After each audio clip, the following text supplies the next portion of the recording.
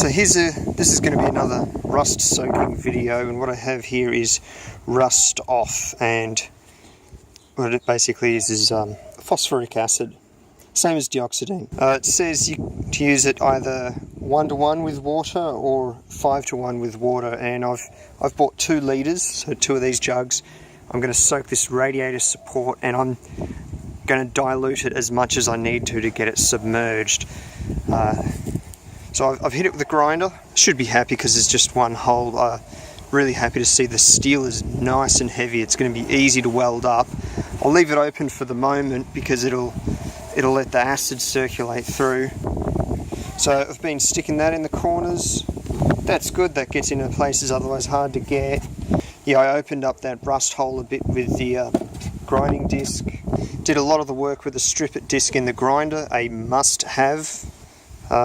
So being softer, it brushes into a few more nooks and crannies, but doesn't get quite as much pressure on it.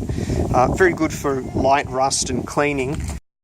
Now, a lot of people are going to disagree with this, but I've drilled some relief holes because there's a box section here, and the purpose of that is to let the gases vent, because when acid's eating stuff, the stuff that doesn't disappear, it converts to gas. I'm going to flip it over the other way in the acid, and all the gas would have pocketed up here and actually prevented the acid from working here. The idea is that the bath is going to have as little fluid as possible so that the concentration will be higher.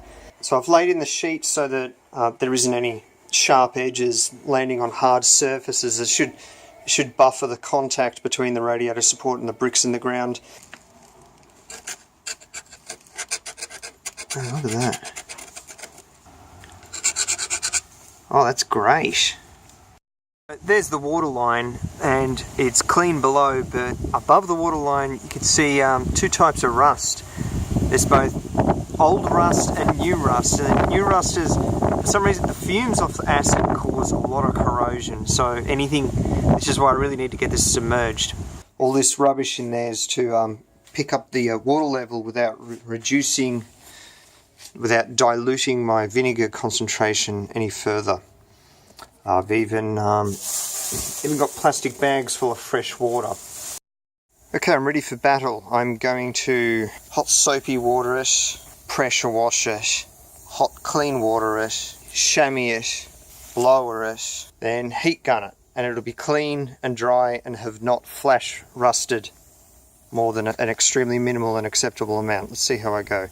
Okay, you can see here it's done a lot of good work taking out a lot of rust, but it has left a bit behind.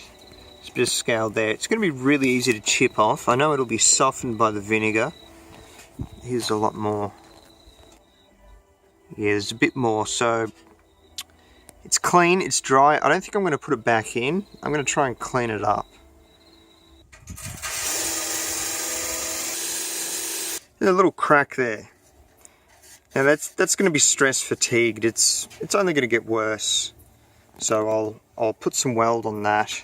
You know, this corner's kind of a crack or a tear. I don't know, maybe that's a fold from the factory, but I'll probably seam that up.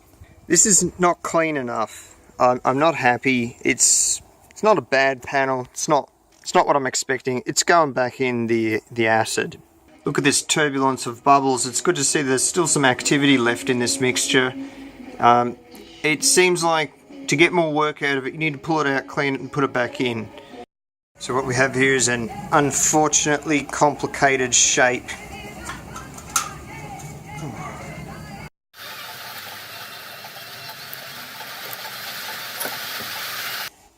Right, so I've got my patch in. It's not as flat as you want your door skin to be.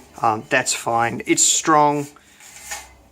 It's not completely sealed up. I think I'm going to paint it, and when I finish off, I'm going to run rust converter on the to soak into the very tight gaps and just get some chemical conversion on some of the rust that I can't seem to soak out, and a sandblaster wouldn't get out anyway.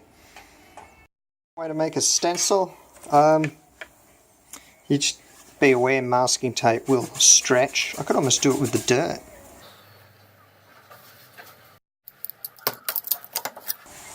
Well, I'm going to enjoy this. The steel's in better condition. I've actually taken my welder. We've gone mad. We've put it on power setting number 2. Resin core wire, and that's the splutter you get, but that was much easier to weld. It's going to clean up pretty good. These are a very satisfying way to clean up welds. You know, they cost a bit, they don't last as long. Just try it. If you don't know what I mean, try it out. I wish I knew about these gadgets the first time I ever picked up an angle grinder. They're a time saver.